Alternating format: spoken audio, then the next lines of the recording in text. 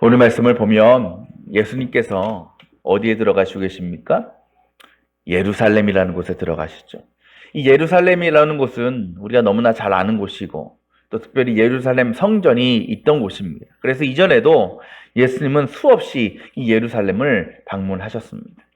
그런데 지금 오늘 말씀에서 예수님께서 이 예루살렘에 들어가시는 모습을 보면 이전의 모습과는 전혀 다른 분위기와 느낌을 우리가 받게 됩니다. 그래서 오늘 말씀의 소 제목도 보면 예루살렘에 들어가는 예수님을 이렇게 표현하고 있죠. 예루살렘에 입성하시다라는 거예요. 그렇다면 이전까지 예수님께서 이 예루살렘을 방문하신 것과 오늘 말씀에 예수님께서 예루살렘 방문은 어떻게 다른 것일까? 그 목적이 분명히 다르다라는 겁니다. 이전에는 왜 예루살렘을 방문하셨을까요? 사람들을 만나고 또 섬기고 가르치기 위해서, 또는 유대인 명절이 되면 예루살렘 성전에서 하나님께 예배를 드리시기 위해서 이 예루살렘을 방문하셨습니다. 하지만 지금 예수님께서 예루살렘을 방문하신 목적은 그게 아니었습니다. 그 이유가 무엇이죠? 오직 한 가지죠. 십자가라는 거죠. 고난을 받고 핍박당하고 십자가에 달려 돌아가시기 위해서 예루살렘에 들어가신다라는 거예요. 그렇게 볼 때 지금 예수님에게 이 예루살렘이라는 곳은 어떤 곳일까? 이 세상에서의 공생의 삶을 정리하시는 죽음의 땅과 같았다라는 거예요. 그렇게 예수님께서 죽음을 앞두신 상태로 이 예루살렘에 들어가십니다. 그때 어떤 일이 벌어지죠? 수많은 사람들이 그 입구에서 예수님이 오시는 길을 맞이하고 있죠. 그런데 지금 예수님이 처한 상황과 분위기와 또 예수님을 맞이하는 그 사람들의 상황이, 분위기가 같습니까? 다릅니까? 너무 달라요. 오늘 말씀 보면 8절에 이렇게 얘기하죠. 그들이 어떻게 예수님을 맞이합니까? 많은 사람이 자기들의 겉옷을 길에다 폈으며 다른 사람들은 들에서 잎 많은 생나무 가지들을 꺾어다가 길에다 깔았다라는 겁니다. 여기서 잎 많은 생가지, 어떤 나무를 가리키냐면 우리가 종려나무 가지를 이야기한다고 볼 수 있습니다. 그래서 동일한 말씀이 기록된 요한복음에는 이런 말씀이 추가되어 있습니다. 뭐라 그러냐? 많은 사람들이 종려나무 가지를 깔았다 라 그래요. 또 흔들었다 라고도 표현합니다. 이 종려나무는요, 우리가 아까 예배 전에 주일 딱 하면서 나뭇가지가 딱 있었잖아요. 그게 종려나뭇가지인데 잎이 길고 꽤 많습니다. 당시 관습으로 어떤 중요한 손님이 오거나 왕이 올 때에 그들을 맞이하기 위해서 온 주민들이 모여서 이 종려나무 가지들을 흔들었어요. 그게 풍습이었습니다. 그런 상황이 지금 펼쳐지고 있는 거예요. 근데 또 어떤 모습까지 있느냐? 그 가지들을 땅에다 펼치고 또 뭘 또 깔았다 그래요? 자기들의 겉옷을 깔았다라는 거예요. 지금으로 치면 레드카펫을 깔아놓은 것과 마찬가지였어요. 근데 여러분, 사실 예루살렘에 들어가시는 예수님의 모습만 보면 이렇게까지 그들이 예수님을 환영하고 영접하는 것은 잘 이해가 되지 않습니다. 왜냐하면 상식적으로 우리 레드카펫 많이 보죠. 뭐 시상식이나 영화제나 이런 거 보면 레드카펫 깔잖아요. 거기에 이제 배우들, 뭐 연예인들, 스타들이 이제 쫙 위를 걸어갑니다. 그 모습을 상상해 보세요. 어떻습니까? 처음에 뭐가 옵니까? 고급 세단이 오죠. 비싼 차가 와서 경호원이 문을 열어줘요. 그럼 그 안에서 값비싸고 멋지고 비싸 보이는 남자들은 수트, 여성분들은 드레스를 입은 그런 배우들이 우아하게 내려서 또 그 앞을 이제 싹 걸어가죠. 또 그 앞에 몰려든 사람들을 향해서 손을 흔들기도 하고, 얼마나 아름답고 멋있고 그런지 모릅니다. 그게 레드카펫과 어울리는 모습이에요. 그런데 지금 예수님 모습을 보면 예수님이 행색도 이전과 다를 게 없어. 그냥 입던 거 입고 오셨습니다. 그리고 뭘 타고 오셨어요? 새끼 나귀. 당시 새끼 나귀는요, 사람을 태우는 목적이 아니고 짐 싣는 거예요. 짐 싣는 거. 여러분, 그래도 명색이 하나님의 아들이고 구세주인데 기왕 타고 오시는 거, 좀 멋있게 말, 그것도 백마 같은 거 어디서 구해서 타고 오시지. 이 나귀 새끼가 웬 말이냐는 거예요. 그 모습만 보면 여러분 당황할 만하지 않겠어요? 예수님을 맞이한 사람들이. 레드카펫에 우리가 누가 오나 구경하러 갔는데 그냥 잠옷바람에 머리도 부시시한 사람이 와가지고 쇠발 꽂고 지나가면 여러분 뭐라고 생각하겠어요? 그 사람 배우라고 생각하겠습니까? 아니죠. 안 어울리는 거예요. 근데 여러분, 그럼에도 예수님이 나귀를 타고 너무나 평소와 다름없는 그냥 평범한 모습으로 오셨음에도 불구하고 이 사람들은 뭐하고 있어요? 예수님을 환영하고 맞이하고 있었다라는 거예요. 그 이유가 무엇일까? 그것은 바로 그 장면이 구약에 예언된 장면이었기 때문에 그래요. 스가랴, 우리가 아까 교동문 읽었잖아요. 교동문의 첫 구절, 두 구절이 바로 그 말씀인데, 스가랴 선지자라고 있죠. 스가랴서에 보면은, 우리가 스가랴서 한번 여러분, 스가랴서는 낯설지만 찾기는 굉장히 쉽습니다. 왜? 구약의 끝이 뭡니까? 맨 끝이. 말라기죠. 말라기 앞에가 스가랴이기 때문에. 그러니까 마가복음하고도 멀지 않습니다. 우리 한번 찾아볼까요? 앞으로 조금만 넘기면, 구약의 말라기 전, 보면, 제 성경으로 1333쪽에 있거든요. 찾기 쉽죠? 스가랴서 9장 9절 한번 볼까요? 1333. 구약 1333. 찾으셨어요? 네. 한번 제가 읽어볼게요. 앞으로 올 왕에 대해서 뭐라고 이해하느냐? 도성 시온아 크게 기뻐하여라. 도성 예루살렘아 환성을 울려라. 내 왕이 내게로 오신다. 그는 공의로 오시는 왕, 구원을 베푸시는 왕이다. 그다음 뭐라 그래요? 그는 온순하셔서 나귀 곧 나귀 새끼인 어린 나귀를 타고 오신다라는 거예요. 그러니까 예수님께서 지금 나귀를 타고 예루살렘 들어가시는 거는 갑자기 어떻게 말을 못 구해서 어쩌다가 나귀를 구해서 오신 것이 아니고 이미 예수님 오시기 한참 전에 스가랴 예언자를 통해서 예언하신 말씀이라는 거예요. 그러니까 지금 예루살렘 백성들은 그 말씀을 알고 있었어요. 그렇게 배워왔기 때문에 유대인들은. 근데 예수님 오실 때 이야 스가랴 예언이 확실하구나. 저분이 하나님의 아들이구나 라는 거였어요. 그러니까 예수님이 오실 때 환영하고 기뻐할 수밖에 없는 거예요. 또 지금 예루살렘의 상황이 어떻습니까? 로마의 속국이잖아요. 식민 지배를 받고 있잖아요. 그러니까 저분이 스가랴 말대로 예언자다, 구세주다, 메시아다라는 거예요. 그런데 이렇게 모든 백성들이 예수님 오심을 환영하고 기뻐하고 있는데 그 가운데 그 예수님을 못마땅하게 여긴 사람들이 있습니다. 그게 누구냐? 바리새인들이었어요. 오늘 말씀엔 나오지 않지만 누가복음에 보면 그 바리새인들이 예수님께 다가오더니 뭐라고 얘기하느냐면 예수님, 저 사람들 너무 시끄러워요. 좀 조용히 좀 시키세요. 아주 못 살겠습니다. 이렇게 회방을 놓습니다. 딴지를 걸었어요. 근데 그때 예수님께서 그 바리새인들을 향해서 뭐라고 말씀하시느냐면 이렇게 말씀하셔요. 이 사람들, 그러니까 이 백성들이 잠잠하면 돌들이 소리 지를 것이다. 그러니까 이 말이 뭐냐면 저 예루살렘 백성들이 내가 예루살렘에 들어가는 것을 환영하고 소리치고 맞이하는 것은 하나님의 아들 메시아를 맞이하는 데 있어서 당연한 반응이다. 마땅한 모습이다는 거예요. 그래서 만약 저들이 나를 그렇게 환영하지 않는다면 누가 소리칠 거라고? 이 땅바닥에 있는 돌들이 나를 대신 나서서 소리치고 환영할 거다라고 그들에게 말씀하신 거예요.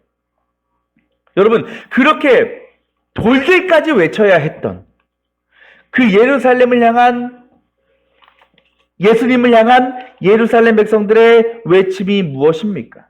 9절 한번 볼까요? 9절 그 큰 따옴표부터 이렇게 얘기하죠. 호산나 복되시다 주님의 이름으로 오시는 분. 복되다 다가오는 우리 조상 다윗의 나라여 더없이 높은 곳에서 호산나라고 외쳤다라는 거죠. 여러분 여기서 눈에 확 들어온 단어가 있지요? 뭡니까? 호산나라는 거. 우리가 많이 찬양 가운데서도 우리가 많이 고백하고 또 많이 들었던 단어죠. 이 호산나라는 말은 아람어예요. 당시 중동의 공통어였던 유대인들이 사용하던 아람어인데 그 뜻이 무엇이냐? 구원하소서라는 뜻입니다. 구원하소서. 또 지금 예루살렘 백성들은 예수님을 환영하고 따라다니면서 뭐라고 예수님께 부르짖는 거예요? 주님, 나를 구원해 주시옵소서. 주님은 나의 구원자십니다라고 예수님께 외치고 있는 것이죠. 그런데 이 호산나의 외침은 단지 2000년 전 예루살렘 백성들의 예수님을 향한 고백이 아닙니다. 지금 이 땅에 예수님을 구주로 고백하는 우리 그리스도인들도, 이 세상도 예수님을 바라보며 외쳐야 될 믿음의 고백입니다. 왜냐하면 지금도 여전히 우리는 예수님의 구원이 필요한 시대를 살아가고 있기 때문에 그렇습니다. 물론 현재 우리가 예수님 당시에 예루살렘처럼 다른 나라의 식민지가 돼서 그리스도인들 핍박받고 고통받으며 살진 않습니다. 하지만 그 대신 지금 이 세상은 수많은 영혼들은 죄의 권세, 세상의 욕망에 사로잡혀서 멸망의 길로 나아가고 있습니다. 육은 살아있지만 영은 죽은 채로 살아가는 사람들이 너무나 많습니다. 우리라고 다를까요? 우리도 마찬가지. 우리도 살다 보면 세상의 악한 세력들로부터 얼마나 많은 시험과 유혹을 당하는지 모릅니다. 또 그 시험에 넘어지고 무너져버리는 우리의 모습도 보게 됩니다. 이러한 현실, 이러한 상황 속에서 우리도 외칠 수밖에 없어요. 뭐라고? 호산나. 주님, 나를 구원해 주십시오. 우리 자녀를 구원해 주십시오. 이 나라를 구원해 주십시오. 호산나 주님. 그런데 여러분, 사실요, 이 세상 모든 사람들은 다 호산나를 외치고 살아가요. 다. 문제는 뭡니까? 그 대상이 예수님이 아니라는 겁니다. 어떤 사람들은 돈을 향해서 호산나를 외쳐요. 돈이 날 구원할 거예요. 돈이 나를 살릴 거예요. 어떤 사람은 권력을 향해서, 직장을 향해서, 사업을 향해서, 또 부모나 자녀를 향해서 호산나를 외치는 거예요.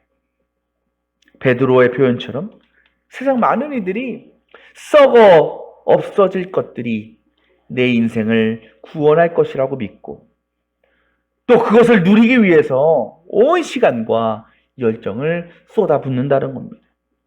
하지만 우리가 호산나를 외쳐야 할 대상은 하나라는 거예요. 바로 예수 그리스도라는 겁니다. 곧 이 호산나의 외침이라는 것은 세상의 다른 어떤 것이 아니라 오직 주님만이 나를 구원하시고 나의 가정과 나의 사회와 우리 인류를 구원하실 유일한 구세주로 믿고 살아가겠다라는 믿음의 고백이라는 것입니다.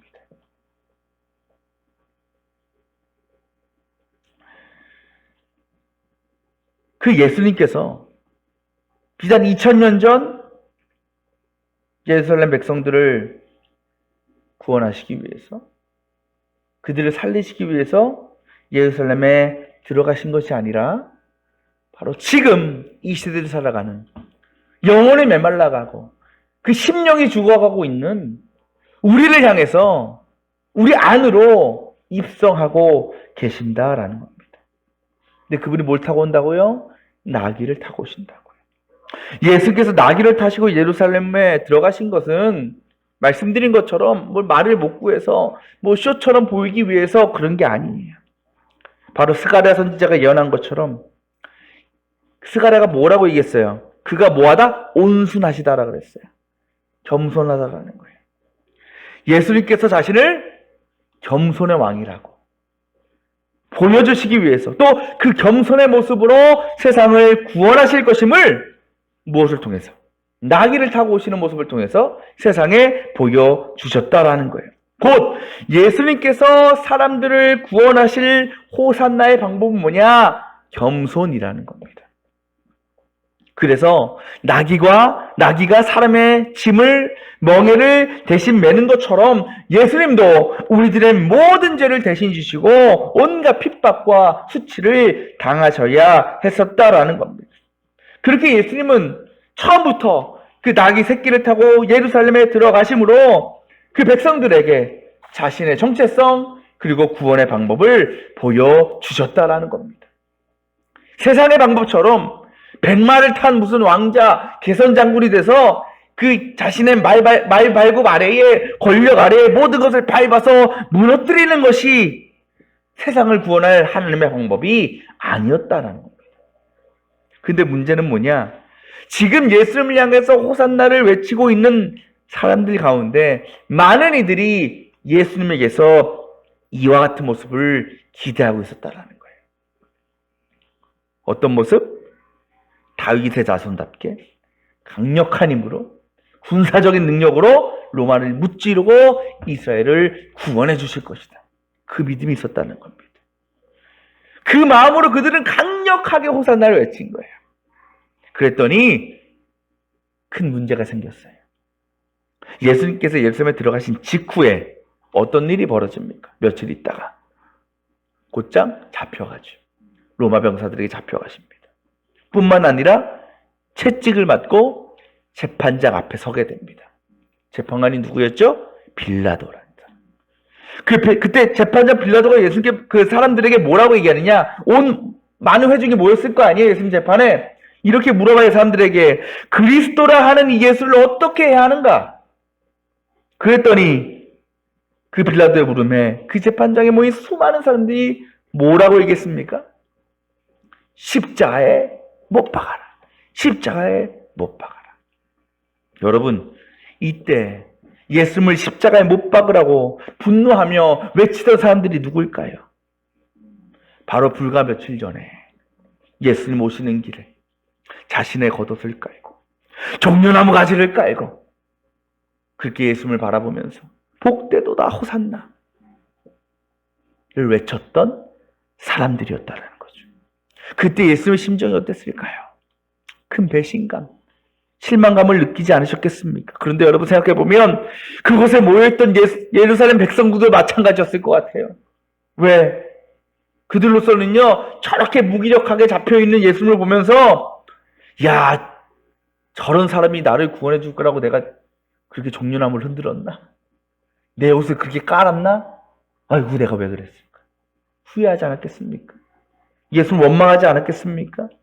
또 그런 자신의 모습을 생각할 때 얼마나 수치스러웠을까요?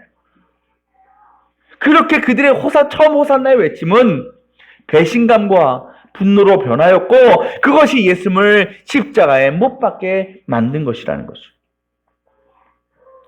우리를 한번 돌아봅시다. 여러분은 지금 무엇을 향하여 호산나를 외치고 있습니까? 무엇이 여러분의 인생과 영혼을 구원해 줄 것이라고 믿고 있습니까?